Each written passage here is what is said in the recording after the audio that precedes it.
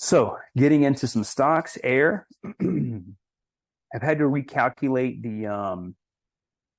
the levels.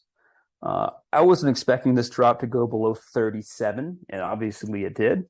That happens, especially when you're trying to buy a good stock on a dip. But this count where we get one more swing higher is still very much in play. I do not want to see us go below $28. I mean, we're on these support zones right here. Let's see, we went right through 33, which was concerning, but it's finding support right here on the 31 level. Below that's 28.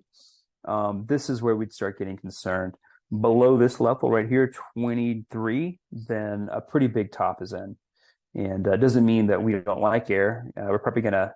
We probably stop out and then hedge some. This is a stock we want to keep owning because it's an incredible company within a really strong micro trend. But if we can, we're still expecting this one more swing higher to happen. And all the signs that I'm looking at are pointing to some kind of a low developing around here. Okay. The other thing about these channels, whenever you see a spillover, if the spillover happens on the fourth wave, it's fine. As long as it snaps back in relatively quickly, these fourth wave spillovers tend to lead to really aggressive fifth wave moves. So this is not concerning yet. So that's air.